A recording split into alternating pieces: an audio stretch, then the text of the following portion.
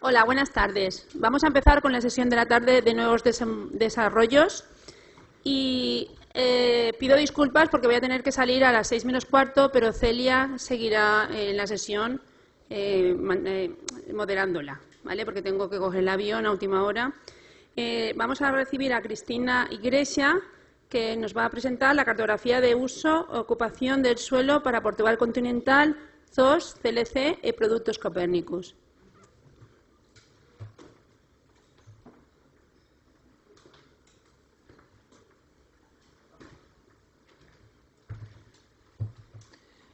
Olá, boa tarde a todos. Eu então vou apresentar a cartografia de uso e ocupação do solo para Portugal continental, que é disponibilizada pela Direção-Geral do Território. Primeiro vou fazer um primeiro enquadramento sobre os produtos que são apresentados pela DGT, seguidamente caracterizar a Carta de Uso e Ocupação do Solo, o Core Inland Cover e os produtos Copérnicos. A nível da Carta de Uso e Ocupação do Solo, a DGT disponibiliza esta informação para os anos de 95, 2007 e 2010. O CLC, o Core Inland Cover, tem disponível para os anos de 1990, 2000, 2006, 2012. Relativamente aos produtos Copérnicos, aqui temos dois grandes grupos, os temas de grande resolução e os temas de muito grande resolução. Todos estes dados se encontram abertos, estão disponíveis na página da Direção-Geral do Território e podem ser consultados e feito o seu descarregamento para quem esteja interessado. Relativamente à Carta de Uso e Ocupação do Solo, é um projeto que foi financiado pelo Fundo Português de Carbono. Como entidades produtoras estiveram envolvidas duas empresas e a própria Direção-Geral do Território. Isto a fim de poder dar resposta às exigências do Protocolo de Quioto, foi necessário produzir informação de ocupação e uso do solo para 3 épocas distintas, 95, 2007 e 2010. Para 2007, a COS corresponde a um melhoramento da COS 2007, uma vez que a Direção-Geral do Território já tinha uma informação original. Relativamente ao modelo de dados, o modelo de dados é vetorial. A área mínima cartográfica é de 1 hectare. O sistema de referência utilizado foi o ETRS 89. Para a COS 2007 e 2010, nós temos uma nomenclatura que, ao nível mais desagregado, é constituída por 225 classes. Relativamente à COS de 95, é uma nomenclatura com um detalhe inferior e, ao nível mais desagregado, é constituído por 89 classes. É uma cartografia que resulta da fotointerpretação das coberturas ortofotocartográficas que estão disponíveis na Direção-Geral do Território. Para a COS 95 utilizamos as imagens ortorretificadas com 1 metro de resolução de 95 e para a COS 2007 e 2010 utilizamos as coberturas ortofotocartográficas para os anos de 2007 e 2010. Portanto, isto é uma cartografia, a COS é uma cartografia, como eu disse, em formato vetorial, divide o espaço em unidades de paisagem, em polígonos, que vão partilhar os conceitos de uso e ocupação de solo. Toda a área que seja superior a 1 hectare é identificada e a distância mínima entre linhas é superior a 20 metros. Estamos a falar, por exemplo, da distância entre, por exemplo, destas duas linhas não pode ser inferior a 20 metros, nesta cartografia. Cada área que seja identificada, ela tem que ser caracterizada de acordo com a nomenclatura que está a ser usada. E vai ser atribuído um código ao nível mais desagregado que lhe vai vai-lhe conferir o tipo de ocupação e uso do solo que está definido para esta área identificada. A nível da nomenclatura, a COS 2007 e 2010 tem 5 grandes grupos na nomenclatura: os territórios artificializados, as áreas agrícolas e agroflorestais, as florestas, os meios naturais e seminaturais, as zonas úmidas e os corpos de água. É uma nomenclatura hierárquica e é constituída por 5 níveis de informação. O nível 5 é o nível mais desagregado. Por exemplo, aqui temos representado o conjunto das classes que vão caracterizar o território artificializado. A imagem mostra como o território artificializado se encontra distribuído pela área de Portugal continental. A nível da nomenclatura de 95, como eu disse, é uma nomenclatura com um detalhe inferior, e isto porquê? Porque ela é compatível com a COS 2007 e 2010, no entanto, algumas classes vão agregar outras da COS 2007 e 2010. Quer isto dizer, por exemplo, aqui os territórios artificializados na nomenclatura de 95 vai agregar todas estas classes da COS de 2007 e 2010. Quem fala nos territórios artificializados fala, por exemplo, no tipo de pomares, portanto, são todas estas classes que são identificados os pomares na COS de 2007 e 2010, que vão ser agregados para a classe que só distingue o pomar para 95. Agora, com base nos dados da COS de 2010, podemos caracterizar o território. Assim, temos cerca de 39% do território ocupado por floresta, 26% ocupado por agricultura, 12% por mato e 5% relativamente aos territórios artificializados. Fazendo uma análise a nível regional, podemos dizer que 50% da área da região do centro é ocupada por floresta. Relativamente à zona do Algarve, distingue-se aqui 26% da área da região do Algarve é ocupada por mato, embora não seja a classe que tenha uma maior ocupação. Depois, a nível agrícola, mais ou menos entre 25% a 30% é transversal a qualquer uma das regiões. Agora, analisando a contribuição que cada região faz perante as classes a nível do território nacional, o que verificamos é que os sistemas agroflorestais e as pastagens se encontram na região do Alentejo e o mato está presente na região do Norte. Portanto, a DGT desenvolveu, isto é só um resumo e uma breve apresentação sobre as estatísticas que nós fizemos de 95 a 2010, e está disponível um relatório muito mais detalhado em que faz o estudo para as várias regiões, os vários concelhos do território nacional.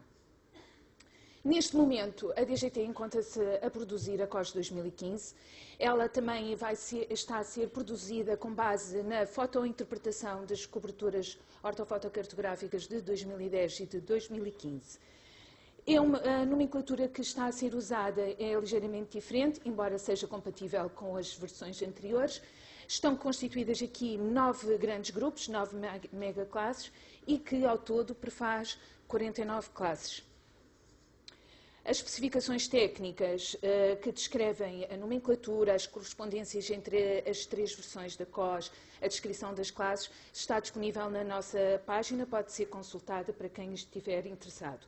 E o mesmo se passa para aquilo que eu estava a dizer, o estudo sobre as estatísticas e as dinâmicas do território. Pronto. Outro tipo de cartografia que é disponibilizada pela Direção-Geral do Território é a Corinne Landcover. É um projeto financiado pela Comissão Europeia, pela Agência Europeia do Ambiente. A DGT é responsável pela sua produção a nível do território nacional e temos esta informação disponível a partir de 1990 a 2012. O objetivo desta cartografia é ter uma cartografia precisa que possa traduzir a ocupação do solo, que seja detalhada, consistente e compatível com a dos outros países da União Europeia. Em termos de especificações técnicas, é uma cartografia vetorial, tal e qual como a COS, também vai descrever o território em unidades de paisagem, só que aqui todas as áreas que sejam superiores a 25 hectares são identificadas. Vão ser classificadas de acordo com uma nomenclatura que é compatível com a COS até ao 3º nível e, portanto, ao todo temos aqui 44 classes. Ela é obtida também por uma interpretação visual, só que a partir das imagens de satélite e não pelas imagens ortorretificadas. Como a metodologia de produção é feita a partir da construção de um fecheiro de alterações, o updating vai nos permitir construir a nova cartografia e, a partir do downdating, vamos fazer a ligação e tornar consistente com as versões que já existiam. Portanto, um breve resumo para perceberem o que é que eu estou a falar. aqui para explicar como é que é feito o Corin de 2012. Parte da última versão existente, neste caso era o CLC de 2006, com base nas imagens de satélite, nós conseguimos produzir o fecheiro de alterações. Ao mesmo tempo, vamos corrigir possíveis erros que existam na versão original e temos assim um CLC com uma versão de 2006 numa versão melhorada, que através do fecheiro das alterações vamos conseguir ter o CLC de 2012.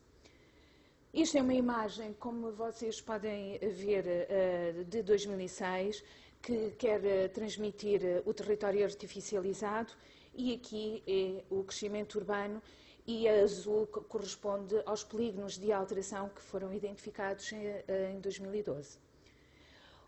O downdating, a filosofia é exatamente a mesma, só que retrata num espaço temporal diferente. Vamos andar para trás a partir da construção dos fecheiros de alterações. Partimos de uma versão melhorada, fazemos as alterações neste caso, de 2006 para 2000. Com estes dois produtos conseguimos fazer, então, produzir uma segunda versão das versões que já existiam. O relatório técnico também está disponível na página da Direção-Geral do Território. Quem estiver interessado também o pode consultar. Em termos de produtos copérnicos, a DGT também disponibiliza esta informação. Estes produtos também retratam a ocupação do solo.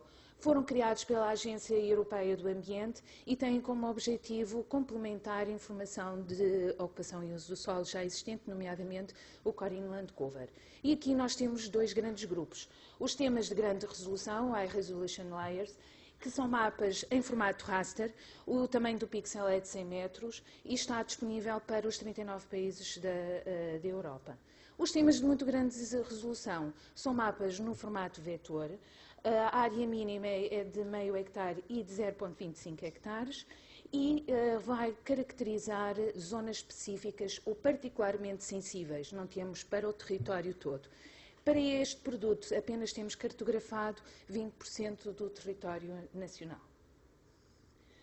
Estes são os 5 temas do High Resolution Layers.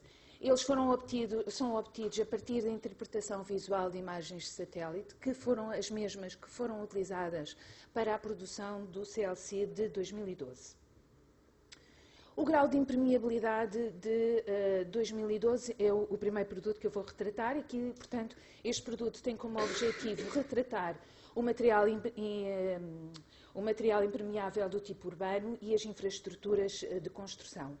O grau de impermeabilidade varia entre 1 a 100%. O grau de... Com licença. Ok. O grau de... O grau de coberto florestal. Portanto, aqui o valor do pixel retrata a percentagem de área que é coberta pelas copas das árvores. O tipo de floresta vai retratar o tipo de floresta que existe em Portugal continental. E aqui o objetivo é retratar a floresta folhosa, resinosa e mista. E aqui estão integrados os sistemas agroflorestais e não as árvores que são usadas do tipo agrícola, sim, somente. Depois temos as zonas úmidas que estão disponíveis para os anos de 2006 e de 2012. Aqui, nas zonas úmidas, este produto vai mapear a ocorrência das zonas úmidas de ocorrência permanente.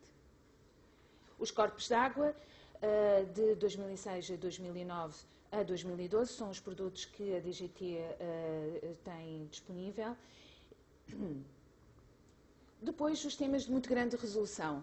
Estes temas são o Atlas Urbano, as zonas ripícolas, os sítios da rede Natura, e são produzidos a partir das imagens de satélite de alta resolução, e aqui entram também dados com informação auxiliar, sempre que sejam necessários. O primeiro produto é o Atlas Urbano. Nós já temos disponíveis para estas cidades que estão na caixa azul. Para 2012 conseguimos apresentar o produto para Guimarães, Póvoa do Varzim, Viana do Castelo e Viseu. Em 2006 só tínhamos até Setúbal.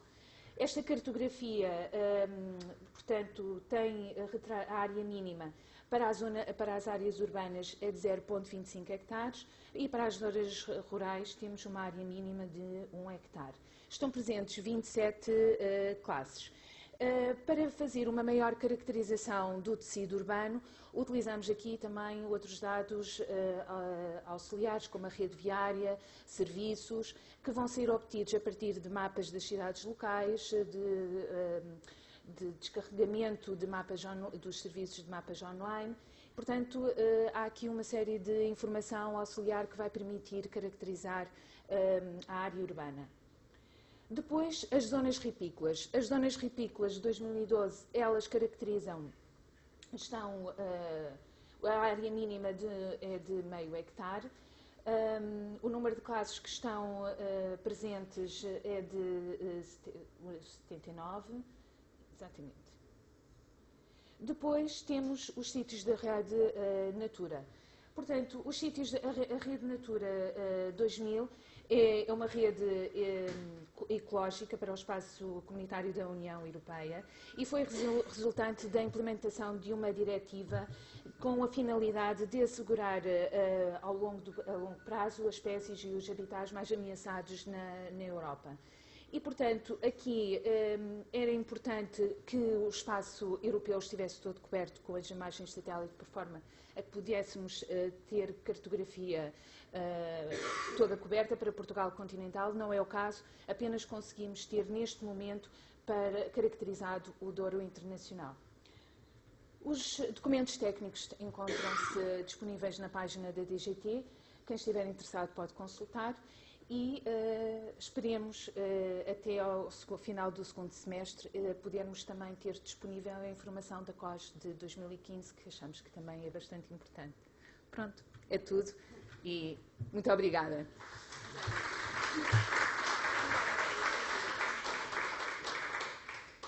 ¿Alguna pregunta?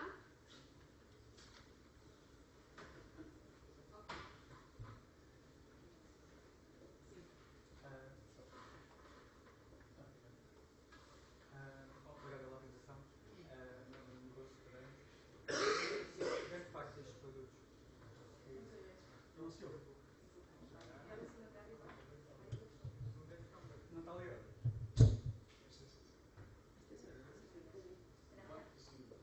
Exato. Sim? Um, dois. Tá? Não. Agora já está? Não.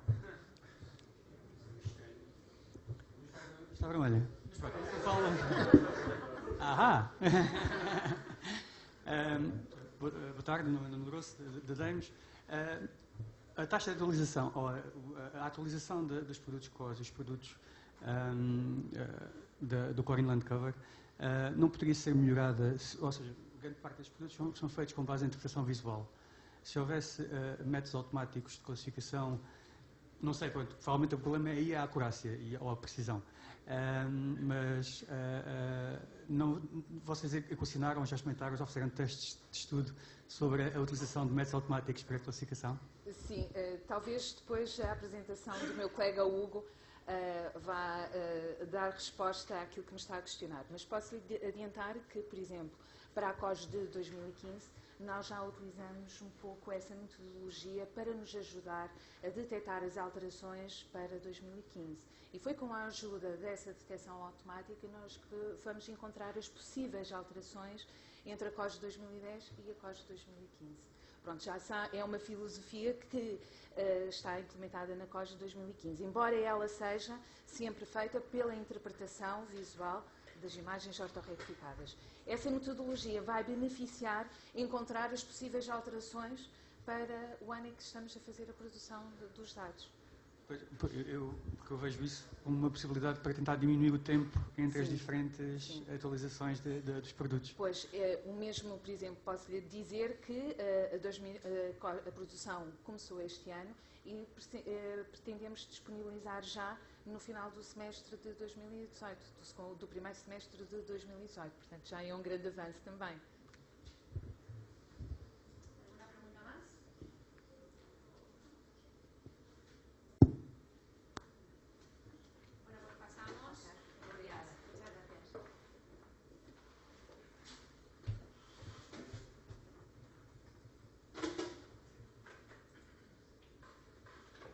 Pasamos a la segunda ponencia, conjuntos de datos espaciales y repoblaciones, que la presenta Celia Sevilla del CENIG.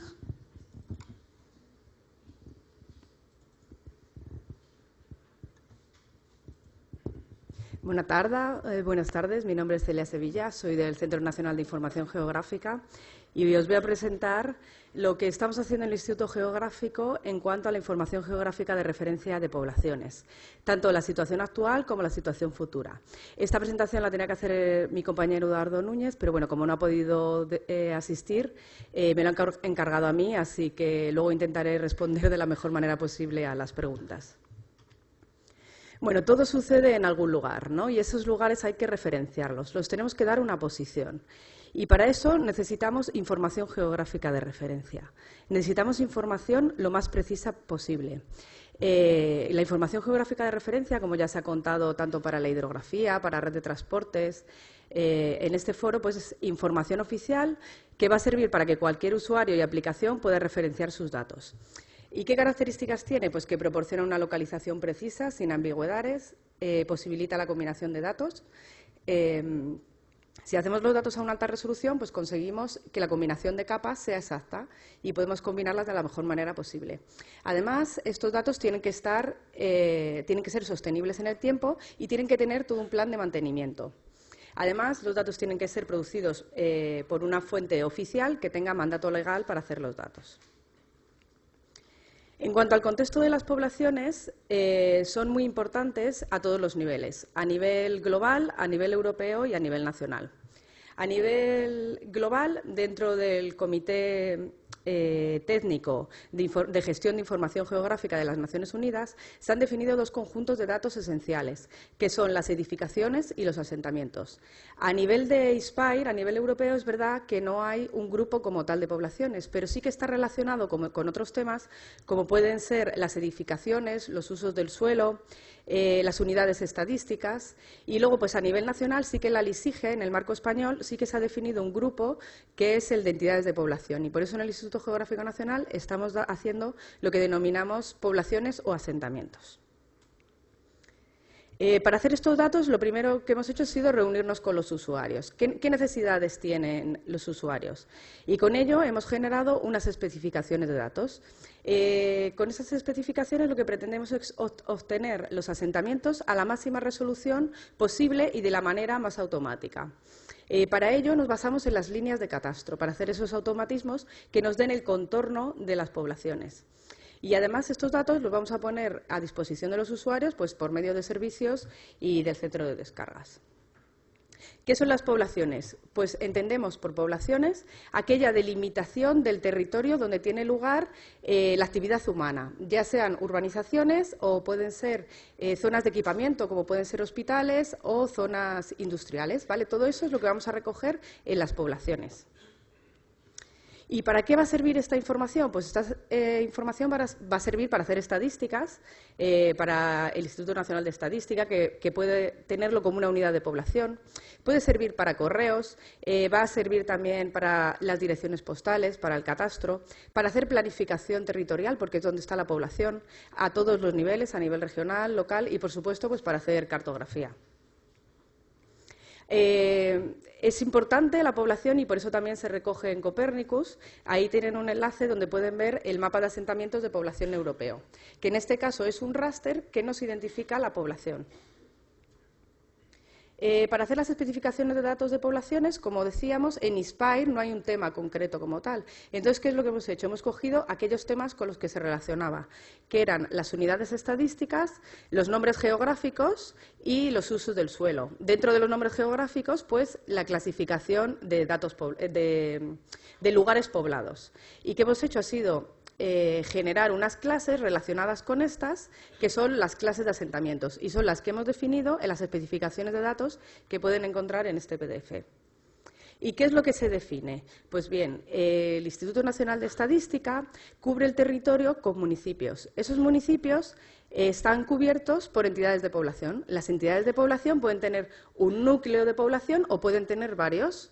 También pueden tener barrios, que por ejemplo el INE no los recoge, pero nosotros en las poblaciones sí los recogemos. Y luego el resto sería lo que el INE considera el diseminado. Pues bien, nosotros en ese diseminado sí que capturamos los contornos y es lo otro que caracterizamos como asentamientos, que no son núcleos urbanos.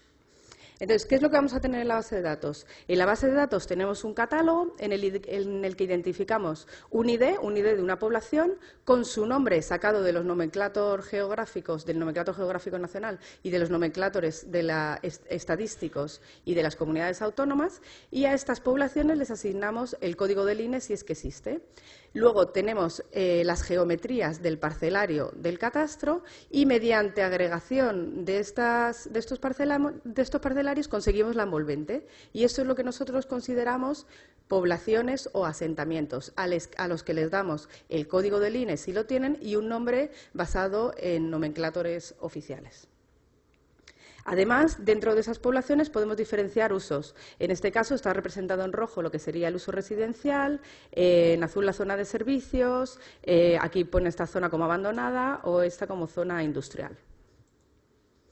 ¿Cuál es el proceso productivo? El proceso productivo se ha dividido en dos fases. La zona verde ya está realizada, ¿vale?, que es lo que está aquí coloreado en verde, y la zona gris es la que se va a producir al año que viene.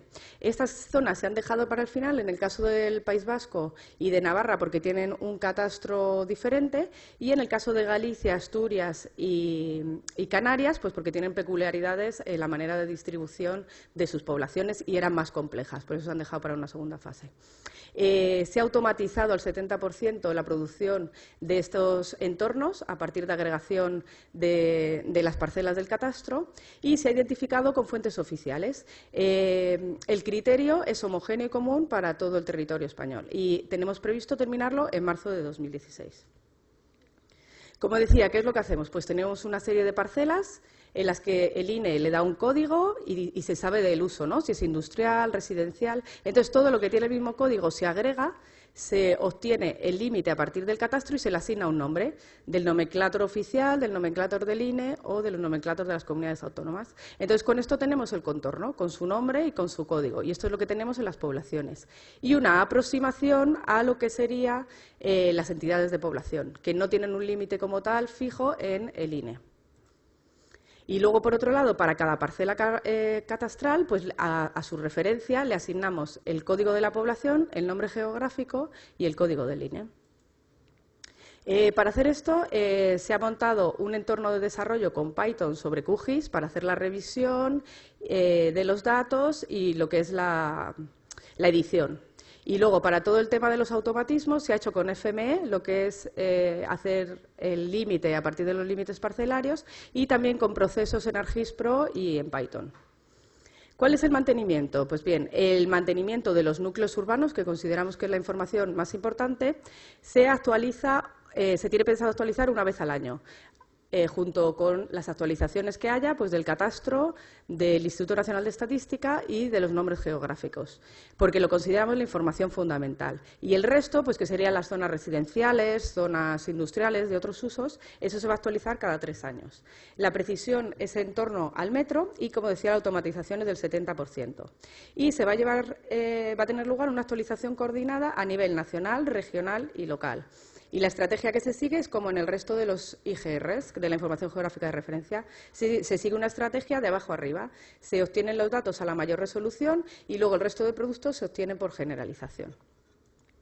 ¿Cómo va a ser la coordinación? Bueno, pues nosotros a nivel nacional, que es el Instituto Geográfico, lo que hacemos es coordinar el proyecto, hacer una primera producción lo más automáticamente posible y una difusión. Esos datos se los pasamos a las autonomías, al nivel regional. Entonces, son los encargados de revisarlo y validarlo con el siguiente nivel, que sería el nivel local, que son los que tienen la potestad de aprobar la geometría y la denominación. De hecho, aquí en el lado de la derecha pueden ver un ejemplo del periódico donde 10 municipios han aprobado en pleno la denominación de sus asentamientos poblacionales y de los límites. La difusión, ¿cómo la vamos a hacer? La vamos a hacer por medio de capas. Hay una serie de capas que se tienen que coordinar con el Instituto Nacional de Estadística, que son los límites de las entidades de población, los núcleos y los diseminados. Estas serán unas capas, y luego el resto de información, que serán los asentamientos de población.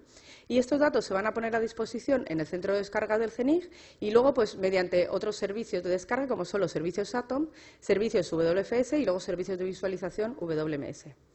Como conclusión final, pues la información geográfica de referencia de poblaciones está considerada un conjunto de datos fundamental porque tiene un alto componente para la gestión socioeconómica. Se usa mucho para gestión, entonces por eso es que es muy importante. Y el objetivo que tenemos en el Instituto es construir una base de datos única que se coordine a todos los niveles y que nos valga para todos. Y esto es todo. Muchas gracias.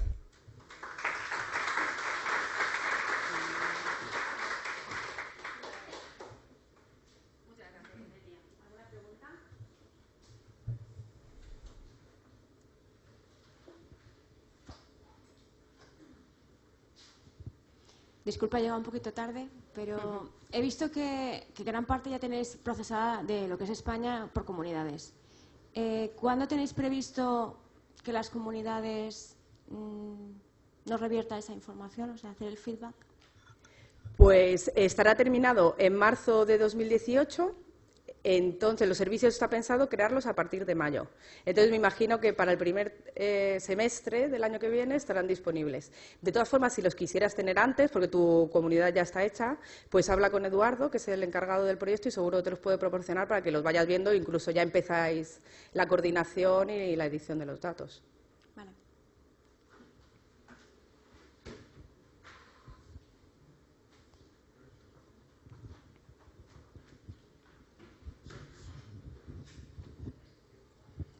Me gustaría saber la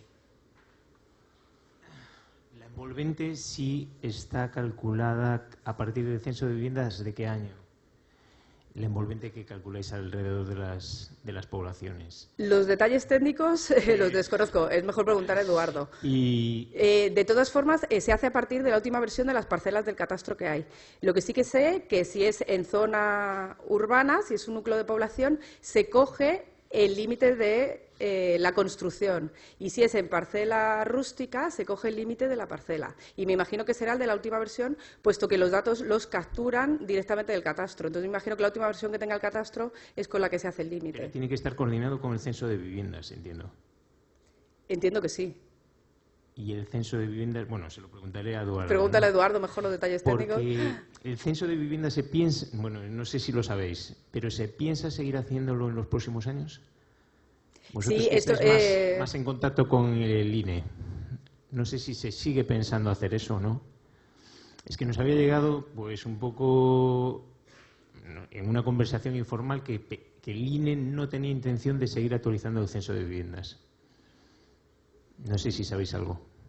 Yo los conozco, no sé, Sebastián, quizá. No tenéis constancia de ello, ¿no?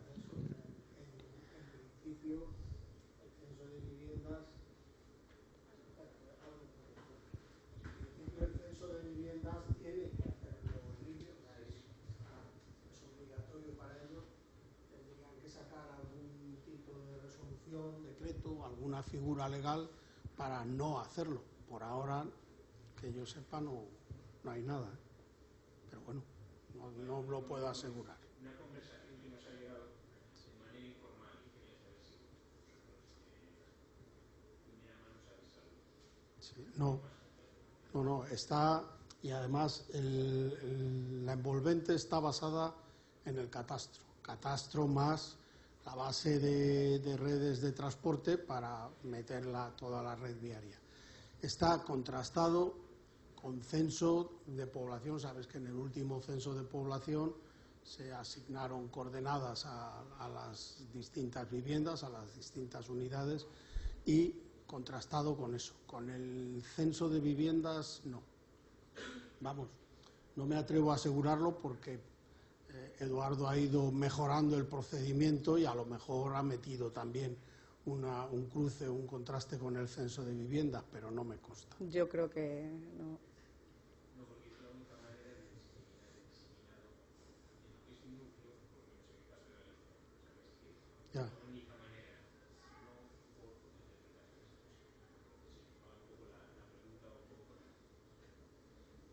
No, pero fíjate que no hay fotointerpretación. Realmente aquí lo que hay es el dato catastral, sí, y en el ámbito rural lo que hay es las parcelas rústicas que tienen construcciones. Lo que se recoge es las subparcelas de construcción, o sea, se limita a lo que es construcción. En efecto, tienes toda la razón, Galicia es muy complicado y hemos visto que el resultado tiene algún género de problemas y por eso está Eduardo en contacto con vosotros, porque, digamos, es un tema que hay que sentarse y estudiarlo, efectivamente. Vale, muchas gracias. ¿Alguna pregunta más? Pasamos a la tercera ponencia, que la presenta Hugo Costa, de la Dirección General de Territorio, y tiene por nombre Contributo metodológico para a cartografía anual de ocupación do solo con imagen de satélite. Boa tarde. Se calhar, desculpem-me, se calhar vou-me sentar, assim fico mais perto do microfone e podem ouvir melhor. Venho apresentar o contributo que a Direção-Geral do Território tem realizado no projeto desenvolvido em parceria com o Instituto Nacional de Estatística e liderado por este Instituto. Este projeto resulta de uma colaboração que existe entre as duas instituições. Os dados geográficos estão a ter uma grande aceitação em muitas áreas que tradicionalmente não usavam. Em termos estatísticos têm um grande interesse. Há uma convergência de interesses neste caso e a direção, a DGT e o INE estão interessados em desenvolver metodologias conjuntas e a concertar posições, mesmo internacionalmente, como foi o caso do projeto que eu vou apresentar a seguir, que é financiado pelo Eurostat. O Francisco Vala do INE está aqui presente na sala, ele pode explicar um bocadinho melhor alguma coisa que eu diga mal e pode-me corrigir. O projeto que eu vou falar está relacionado com este projeto, que é o projeto Lucas, que se calhar muitos de vocês conhecem. É um projeto onde se produz estatísticas de ocupação de solo, que é realizado cada 3 anos e é baseado em uma amostragem de pontos a nível europeu. E o INE ou o Eurostat também está interessado em usar outros meios para produzir estatísticas e, portanto, há espaço aqui para explorar outras fontes de informação. E então financiou um projeto desenvolvido aqui em Portugal, com a sigla que está no monitor, mas o nome é Provision of Urbanized Land Cover, Land Use Information Lucas in National Systems. Portanto, há um interesse de ir buscar um bocadinho do esforço e da capacidade que cada país tem para produzir informação a nível europeu, que naturalmente tem que estar harmonizada e corresponder aos requisitos do Eurostat. Portanto, eu já me adiantei um bocadinho em relação a este slide dos objetivos do Eurostat ao financiar este projeto e claro que a metodologia tem que ser reproduzida, repetível não só em Portugal como noutros países. Então os objetivos do INE e da DGT para este projeto passavam por fazer cartografia da ocupação de solo anual, que ia responder um bocadinho ali à pergunta do colega, não é? Não só a COS ou outros projetos, embora este seja um projeto piloto, não está operacional. E foi estabelecido um período temporal de 2010 a 2015 para produzir mapas e depois produzir estatísticas de ocupação de solo e uso, mas esta apresentação vai focar-se apenas na ocupação. Este projeto também toca muito os objetivos da própria DGT. A DGT tem competências na produção oficial de cartografia e também não é a nova ambição de produzir cartografia com maior regularidade, mas sempre houve alguns entraves. Hoje em dia há mais condições para isso, há muitos dados, estamos na era do Sentinela, do programa Copérnicos, houve um grande desenvolvimento em termos de software, nomeadamente o software gratuito e aberto, e, portanto, há mais condições para desenvolver projetos deste tipo, embora depois surjam outras questões, que é o tamanho, como é que se lida com os volumes de dados. Portanto, a DGT encarou este projeto um bocadinho como projeto piloto, mas para ganhar escala no futuro, para introduzir os dados Sentinel, que não foram usados ainda neste projeto, e aí entramos para Big Data e pronto, e ainda não chegámos aí. De qualquer maneira, onde eu estive mais envolvido foi na parte metodológica, aquilo que eu posso apresentar melhor. A metodologia desenvolveu-se em 3 grandes fases. A primeira fase esteve relacionada muito com o contexto todo que já referi. Foram analisadas as bases de dados oficiais e nacionais, aquelas que podiam ser usadas agora, nesta parte inicial do projeto e que tivessem uma compatibilização com os requisitos do projeto. Depois a segunda fase foi o desenvolvimento então, da cartografia e a terceira fase a avaliação dos resultados e a produção das estatísticas. Aqui a ocupação de solo é representada por uma nomenclatura de 15 classes, que partiu da base da nomenclatura inicial do Lucas, com algumas ligeiras adaptações, mas também porque este projeto toca muito os objetivos da GT e a GT está interessada em cartografar classes que não estão nesta nomenclatura. Nós acabámos por trabalhar com uma nomenclatura de 33 classes, o que poderá ser útil no futuro. Portanto, os dados que nós usámos para já foram lançados, porque na altura de que o projeto começou a iniciar ainda não estava bem operacional o Sentinela 2. Usámos 2 coberturas por ano, primavera e verão, que são necessárias 8 imagens para cobrir o território continental português, e partimos da COS 2010. Poderia-se ter feito um mapa inicial para o primeiro ano, mas tendo um mapa da qualidade da COS que correspondia aos requisitos do projeto. O primeiro mapa que foi realizado foi uma conversão da COS para o mapa desejado e depois, sucessivamente, aquele mapa foi atualizado para os anos sucessivos. E também utilizou-se dados auxiliares, que é uma questão fundamental do projeto, portanto, muito do espírito do projeto era usar dados oficiais que pudessem enriquecer e permitir expandir a metodologia. Pronto, aqui só usámos o parcelário, usámos áreas ardidas do CNF e informação da Direção-Geral de Energia e Geologia, mas a metodologia foi desenvolvida a pensar em mais dados. A segunda fase da produção dos mapas começou com uma detecção de alterações, ou seja, não se produziu um mapa de raiz para todos os anos, partiu-se do mapa inicial e depois os mapas são atualizados. Então, o que nos interessa é saber o que muda no território, que é uma percentagem pequenina da área. E essas diferenças podem ser detectadas através da comparação de imagens de satélite, aqui foi lançado, comparando anos diferentes. E há várias técnicas, usamos uma técnica que usa o índice de vegetação, o NDVI, e o que acontece quando se comparam imagens é que se obtém uma curva normal em que a maior parte, a grande diferença da resposta espectral que existe de um ano para o outro são insignificantes em termos de ocupação do solo, porque só uma pequena percentagem do território é que altera, naturalmente, e depois nos extremos da curva então, temos as alterações muito grandes e que são essas que nos interessam e nós acabamos por ter assim, uns mapas, não se vê muito bem, mas temos as comparações de anos para anos e esta é uma imagem Landsat que interceptava a fronteira do Minho com a Galiza.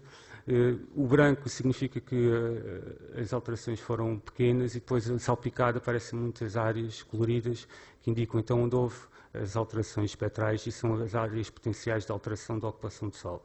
O que quisemos classificar, isto para produzir o mapa de 2011 e depois assim sucessivamente. Realizámos 2 classificações.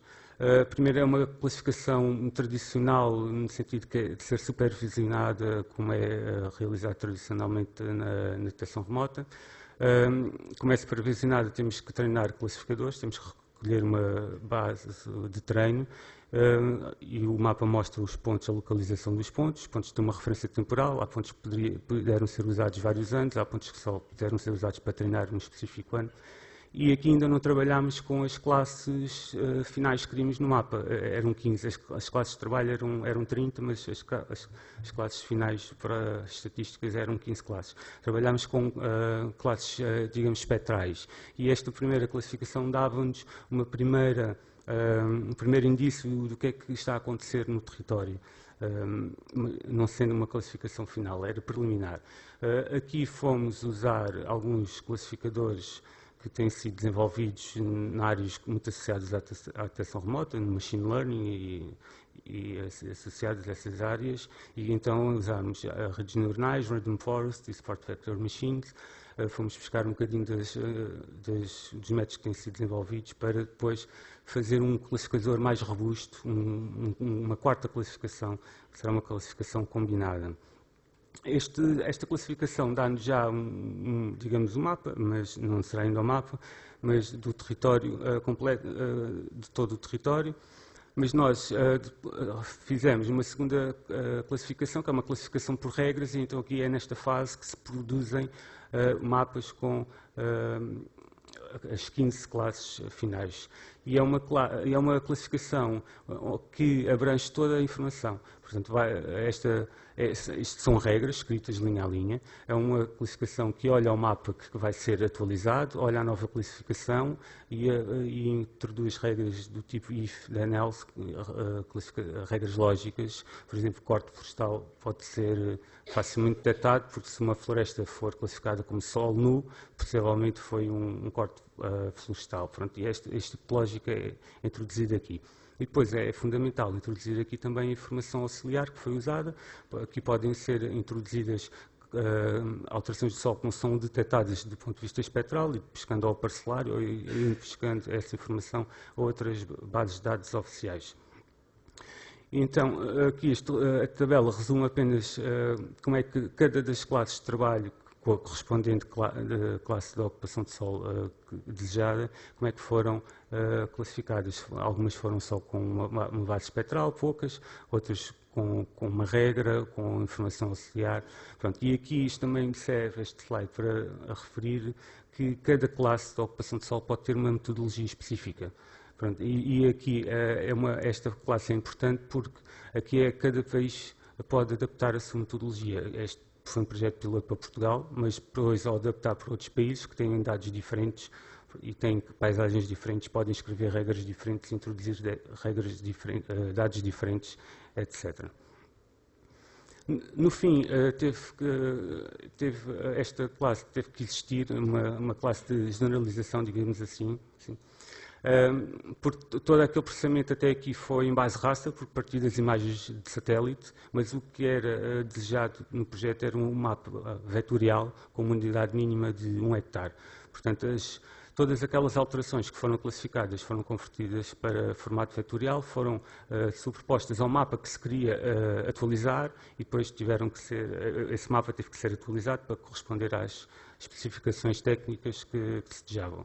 E assim, aqui sim, desta fase surgiram os mapas finais. Pronto, o 2010, o inicial, e depois todas as atualizações até 2015, que aqui não parecem todos iguais, e ainda bem, porque o território mais ou menos é estável. Eu só escolhi alguns exemplos para mostrar o que é que esta metodologia, neste ponto, pode fazer. Escolhi alguns casos que não são muito bons nem muito maus, são assim mais ou menos. Por exemplo, aqui neste caso consegue ver-se que aqui num horto no canto inferior direito que surgiu uma nova área agrícola, e no mapa realmente aparece ali algumas manchas agrícolas, mas com alguns defeitos na sua delimitação. Ainda aparece verde uma mancha que seria de floresta, que já não é floresta, mas manteve-se. Muitos destes problemas ainda são geométricos. Aqui também permitimos que uma floresta de resinosas, depois de um fogo, passasse a ser um mato. Permitimos isso nas regras, e vê-se aqui a diferença entre 2 anos, 2010 e 2012, mas em 2015 continua igual. Mas aquela mancha de mata castanho também não está muito bem definido. As áreas artificiais e de construção são particularmente difíceis, porque a nomenclatura distingue áreas com construção, com edifícios, e áreas artificiais sem edificação, e às vezes é difícil num ano saber o que é que vai acontecer. Portanto, houve ali uma mobilização do solo, mas naquele ano ainda não sabemos bem o que vai acontecer, então assumimos que ali seria uma área construída por uma expansão urbana. É arriscado, mas tivemos que ter algumas opções. E aqui, por fim, uma estrada que foi detectada, mas interrompida. Vê-se que a autoestrada acaba num sítio, numa área rural, é um erro, obviamente. Mas a metodologia foi capaz de detectar aquela alteração. No fim, Tivemos a avaliação de temática, uma avaliação estatística com uma amostragem aleatória estratificada e, por fim, ainda fizemos mais uns cálculos para estimar a área. Ou seja, aqui é um ponto importante, porque há a tendência de pensar que a área das classes de ocupação de solo são aquelas que estão cartografadas no mapa, e pode ser verdade se o mapa não tiver erros, mas qualquer mapa tem um erro. E como esses erros são conhecidos pela avaliação estatística que é feita do mapa, todas as estatísticas de ocupação das classes podem ser melhoradas compensando os erros de comissão, os erros de omissão e, e permite-nos também calcular o intervalo de confiança para essa estimativa. E fazia todo o sentido calcular, fazer esse cálculo neste projeto. Aqui são os resultados da avaliação temática. Depois, este erro que foi estimado para as classes para as 15 classes, foi então usado para fazer uma estimativa de ocupação de cada uma das 15 classes. Portanto, aquelas barras mostram o valor em quilómetros quadrados e o intervalo de confiança. Para terminar, acho que já não tenho mais tempo, este slide é o último slide, era apenas para reforçar a metodologia que foi desenvolvida. Os pontos, a vermelho estão os pontos que na DGT achamos que deveriam ser mais melhorados, com prioridade. Tem prioridade, tudo deve ser melhorado, mas os pontos principais, começando pela introdução das imagens de satélite, com grandes séries temporais, etc. E obrigado. Alguma pergunta? Estou à disposição. Muchas gracias. ¿Una pregunta?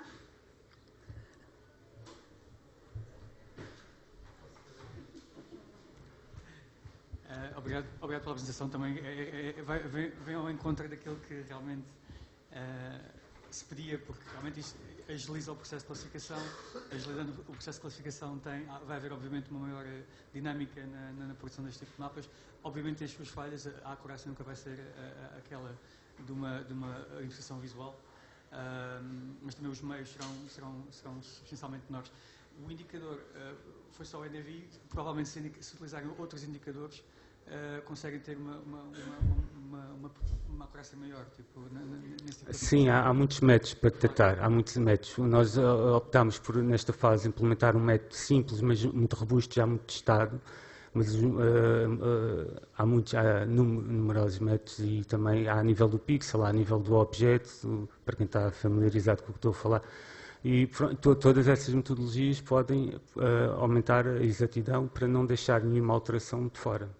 Porque esta estratégia foi conservadora nas alterações detectadas. Nós temos noção que houve muitas alterações que, se calhar, não foram detectadas e mapeadas, porque nós preferíamos ter esta abordagem conservadora e evitar cartografar mal uma alteração que não ocorreu.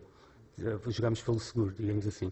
E essas metodologias de detecção de alterações podem ajudar, então, a mudar um bocadinho essa limitação.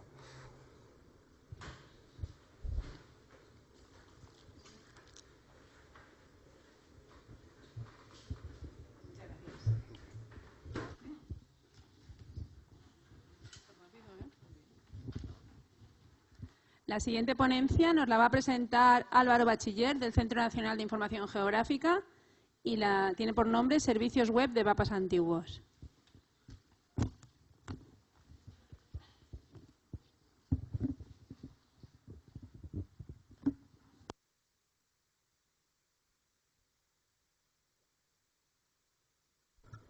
Hola. Sí. Vale.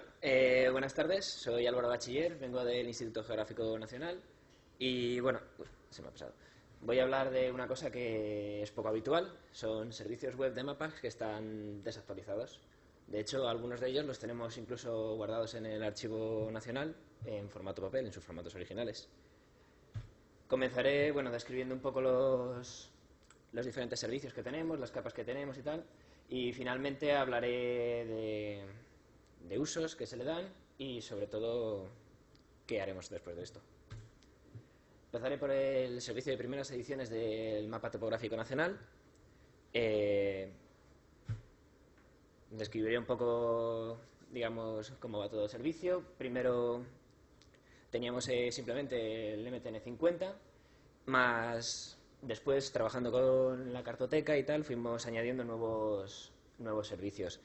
Empezamos añadiendo el servicio de minutas MTN50, que fueron como unos trabajos previos al MTN50, y finalmente a mediados de este año añadimos el MTN25. Están en coordenadas geográficas todos los datos y, bueno, sobre todo la intención de estos mapas era poder visualizar, comparar y ver pues, cómo ha evolucionado, digamos, la cartografía y cómo era el territorio en este tiempo. El servicio WMS lo tenemos montado en un map server, con el cual realizamos también la información con un getFeatureInfo mediante plantillas HTML. Y el servicio WMTS lo tenemos montado en un GeoServer mediante la aplicación de GWCache. Los metadatos los realizamos todavía un poquillo a mano, ¿vale? Porque como tienen que ser pues, especiales, los ponemos así. Para que podáis comparar un poco, aquí tenemos el mismo pueblo, como ha ido desde las minutas hasta el MTN25, que es el dato más actual. El MTN50 lo publicamos en 2008. Digamos que la primera hoja se realizó en 1875 y la última en 1968. Está compuesto por dos subcapas, una capa que llamamos enlace, que es en la cual tenemos toda la información, todos los datos de la hoja, y un enlace al centro de descargas para poder, si acaso el usuario quiere, descargárselo en su propio ordenador. Y la segunda capa la segunda subcapa es la capa MTN50, que es la que sirve para poder ver el dato. Las minutas MTN50 se publicaron en febrero de este mismo año. Se realizaron los mapas físicos, se realizaron por técnicas fotomecánicas, elaborados a escala 1:25.000 y con una extensión de las hojas del 50.000. Primero intentamos hacer su propio servicio, pero decidimos añadirlo, dado su relación, al servicio de primeras ediciones del MTN50. En este caso, la subcapa, o digamos la capa única, se llama Catastrones, es consultable, con su plantilla HTML para poder obtener los datos de la hoja, y también esperamos que dentro de poco podamos hacer un enlace al centro de descargas. Por último, la última capa que hemos añadido al servicio es la de primeras ediciones del MTN25, que la añadimos en abril. La verdad es que nos alimentamos bastante de lo que ya teníamos publicado del MTN50, cambiamos los enlaces, hicimos una mezcla, lo cogemos todo y lo publicamos en Internet. En este caso, la primera hoja se realizó en 1975 y los trabajos de las primeras hojas del MTN25 se acabaron en 2003. Como ya he dicho, es exactamente igual que el MTN50, por lo tanto tiene una capa enlace para los datos y una capa normal una capa de MTN25 para poder visualizarlo. Ahora hablaré del plano de Teixeira, de Pedro Teixeira, de la Villa de Madrid. Este plano se realizó en 1656 y lo publicamos en 2016 como una de las actividades para conmemorar el 400 aniversario de la muerte de Cervantes. El plano, como ya he dicho, lo realizó Pedro Teixeira en 1656, pero el IGN hizo una copia, lo volvió a realizar en 1881. Consta de 20 hojas y están dibujadas a escala 1:1840 aproximadamente. Dentro de la hoja, dentro de los planos, lo que podemos ver son las plantas de los edificios y el alfado de la fachada sur. Hablamos ahora de las minutas cartográficas, que no hay que confundirlas con las minutas MTN, que son diferentes. Se publicó en julio de 2015 este trabajo. Son mapas manuscritos realizados entre 1870 y 1950. Y está realizado por minutas planimétricas, altimétricas y una combinación de ambas, de planimétrico y altimétrico. Se dibujaron a 1:25.000, pero en este caso es la escala 1:50.000 la precisión. Son trabajos previos al mapa topográfico nacional y en este caso, este servicio, solo tenemos el WMS sin estar teselado. Paso ahora a uno de los servicios más utilizados por los usuarios y es el servicio de ortofotografía histórica. En este servicio lo que hacemos es unir todos los vuelos de PNOA más otros vuelos que se realizaron diferentes proyectos, como pueden ser SIGPAC, Olistad, o incluso un vuelo que hizo el ejército de Estados Unidos a mediados del siglo XX. El servicio de ortofotografía histórica está compuesto por voy a decir cuatro tipos de capas, porque PENOA, cada uno de los vuelos de PENOA tiene su propia capa, en el cual está pues, PENOA, SIGPAC, Olistad y el vuelo americano.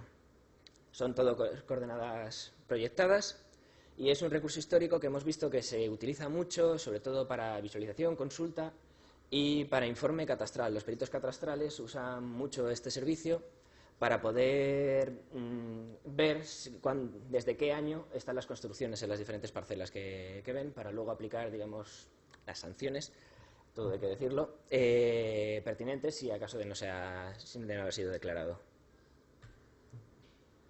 También está montado un WMS en el Map Server y el WMTS en GeoServer. Todas las capas son consultables, por lo tanto podemos obtener la información del vuelo, el año y todo, digamos, los datos pertinentes. Aquí podemos ver una pequeña comparación de cómo ha evolucionado pues, un pequeño pueblo del sur de Madrid, desde el vuelo americano hasta el último vuelo que tenemos histórico de 2014. El PENOA histórico, vamos a empezar por él, se publicó en 2008. Con la intención, sobre todo, pues, de poder visualizar, de poder comparar y de tener un registro de lo que es los vuelos que se han tenido. Cada vez que se hace un nuevo vuelo, en vez de eliminar los datos antiguos, lo que hacemos es, digamos, pasarlos a este servicio como un archivo de lo que del trabajo que ya hemos realizado. Son imágenes ortorrectificadas, están financiados y realizados por diferentes administraciones públicas y según el Plan Nacional de Ortofotografía de PENOA, digamos que son unas zonas u otras. Los vuelos que tenemos disponibles ahora mismo son desde 2004 hasta 2015 y esperamos que próximamente podamos actualizar y subir el vuelo de 2016. El vuelo de SIGPAC se publicó a principios de 2017. Se realizó entre 1997 y 2003 por el Ministerio de Agricultura, pagado todo por los fondos del Fondo Español de Garantía Agraria, el FEGA, y las comunidades autónomas. Su cobertura es de toda España y bueno, la capa se llamaba SIGPAC. El Olistad también lo publicamos junto con el vuelo de SIGPAC. Y se realizó entre 1997 y 1998 por el Ministerio de Agricultura nuevamente, con la intención de contabilizar los olivos en las diferentes zonas agrarias de España. Su cobertura también es completa de toda la nación y una resolución muy buena de 1 metro. El vuelo americano fue un proyecto que hizo el Army Map Service de Estados Unidos, en España, y se realizó entre 1956 y 1957. No cubría toda España, pero aún así se considera de bastante interés porque tenía muy buena precisión. Ahora voy a tratar un poco los servicios que se utilizan, digamos, las maneras de aprovechar estos servicios. Perfecto. Para ejemplos de uso tenemos un par de herramientas nuestras. Las dos herramientas de arriba es un comparador de mapas antiguos que hemos realizado nosotros y una fototeca digital en la cual podemos consultar todos estos datos. En la parte de abajo tenemos una herramienta online que se llama Google Zoom, que carga todas nuestras capas históricas. Aquí esto puede ser la parte más importante de la presentación, que son las estadísticas de uso. Se puede pensar que son servicios que se usan poco, que no son de interés para el usuario, pero como podemos ver, sobre todo en PENOA histórico, tenemos una media de 3.400.000 casi peticiones mensuales en lo que va de año, con una descarga de 657 gigas al mes, y todo ello no solo son nuestros clientes y nuestros servidores, sino que es un 77,79% son gente que lo pide desde el exterior. Tenemos también, por ejemplo, cosas más particulares, como es el plano de la Villa de Madrid de Pedro Teixeira, que aún así, a pesar de ser solo de Madrid, tiene 85.000 visitas mensuales, que no está nada mal. Y ya para terminar, simplemente voy a tratar los próximos pasos que vamos a dar, los próximos servicios que queremos mostrar. Y va a ser una serie de capas en la cual vamos a intentar mostrar la evolución de las grandes ciudades de España. Comenzaremos por Madrid, en la que tenemos diferentes capas de los datos que hemos ido recopilando durante todos estos años, y continuaremos por ciudades como Zaragoza, Valencia, Sevilla, Barcelona. Y hasta aquí. Muchas gracias.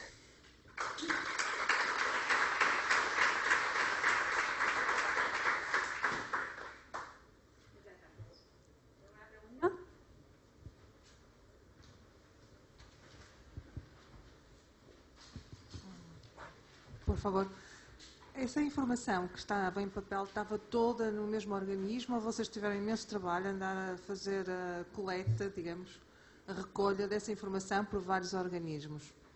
Perdón, no te he entendido, lo siento. Não me entendeste? Se a informação em papel Sí. estava toda no mesmo... Ah, sí, O vale, si ya estaba en lo entendí. varios Sí, puntos no, toda la información nos la provee la Cartoteca Nacional. Son ellos los que... es el archivo del IGN. Son ellos los que tienen el dato y son los que lo escanean, lo digitalizan y nos lo mandan. Ah, perdón, entonces no entendí. Sí, cada capa tenía todo el mismo formato papel. Sí, pronto. Gracias.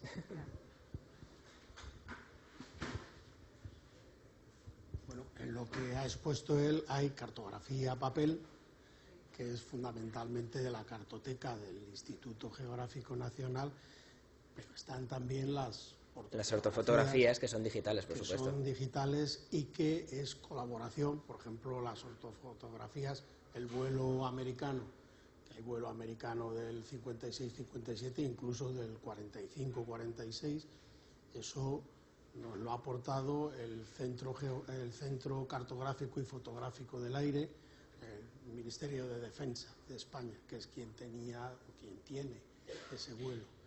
El vuelo del SIGPAC es del Fondo Español de Garantía Agraria y también lo ha aportado, se ha hecho el tratamiento allí.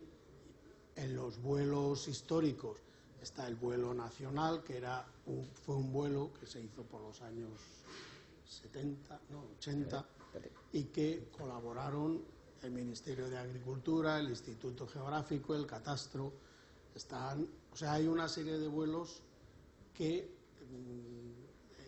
digamos, se generaron para distintas aplicaciones, estaban archivados en distintos sitios, se han ido concentrando en el CENIC, de acuerdo con las distintas instituciones, y se han ido convirtiendo, tratando, porque estaban en soportes analógicos, ha habido que escanearlos, tratarlos, corregir y ponerlos como ortofoto, todo eso ya labor hecha en el Instituto Geográfico y CENIC. Pero las procedencias, volvemos a lo que decíamos esta mañana, es colaboración entre muchos, cada cual aporta y al final hay un punto de encuentro en el que está una cantidad de información desde el año 45 hasta acá. Bueno, perdón, desde el año 45 no, porque también está el vuelo de Ruiz de Alda. Hay un trozo nada más, pero que es del año 29.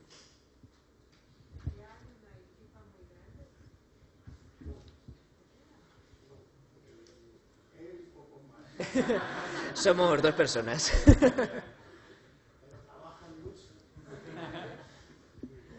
Só uma curiosidade. Sabes por que razão é que foi feito o voo americano? ¿Por qué razón se ha hecho el vuelo americano? ¿Lo sabes? Sebastián, te lo sabes mejor que yo. Te lo contesto quizás porque es de mi época. No, el vuelo americano, claro que es año 46-47, el primer vuelo que no cubre toda España, cubre una parte, y luego el vuelo americano del 56 sí, 56, 57, que ese sí tiene una cobertura, no de toda España, pero casi completa. Falta Canarias y falta alguna parte muy concreta. La razón fue porque durante la Segunda Guerra Mundial el ejército americano detectó que le faltaba información y como al acabar la Guerra Mundial eran los dueños del mundo, pues se lanzaron a volar, no España, toda Europa. Y digamos, no sé asegurarlo, pero posiblemente sí. Entonces, eso es cuestión de... ese vuelo se hizo, el Army Map Service de Estados Unidos entregó copia a los ministerios de defensa y ha estado oculto en los ministerios de defensa mucho tiempo. Digamos, el tener ese vuelo y poder generar ortofotos y eso a partir de él, bueno, generar ortofotos seguimos generando, pero tener el vuelo completo y poder tratarlo y prepararlo para generar las ortofotos es de hace 4 años o 5, o sea que hace relativamente poco que ha habido ese acuerdo, esa confluencia.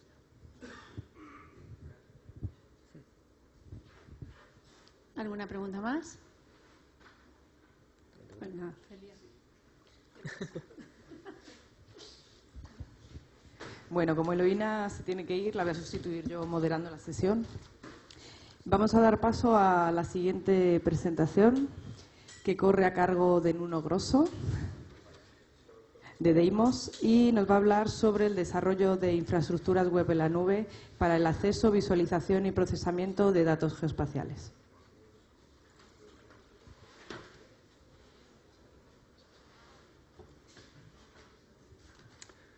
Boa tarde. O meu nome é Nuno Grosso e queria dizer primeiro que me encanta muchísimo que hay una conferencia donde se habla los dos idiomas, castellano y portugués, con la misma naturalidad, que es muy guay, porque eso es una experiencia que es muy familiar para mí, porque mi novia es española y en los últimos meses ha sido toda esa mezcla de lenguas, ha sido una cosa muy familiar para mí, pero es guay que haya conferencias como esta. Nosotros hablamos menos de metadatos y más sobre quién va a cocinar la cena en ese día, pero lo resto, lo mismo. Y ahora voy a hacer la presentación en portugués, claro. Pronto, o meu nome é Nuno Grosso, eu trabalho na Deimos e eu queria partilhar um pouco com vocês a nossa experiência no desenvolvimento de infraestruturas de dados para acesso, visualização e processamento de dados espaciais e dados de observação da Terra em particular. E são infraestruturas essencialmente implementadas na nuvem, na cloud, e com interfaces web. Apresentar um pouco a Deimos. A Deimos é uma empresa do ramo da engenharia aeroespacial, com uma experiência em todos os ramos, em todos os diferentes ramos da engenharia aeroespacial. Nós temos gabinetes não só em Portugal, como em Espanha, como no Reino Unido, como na Roménia.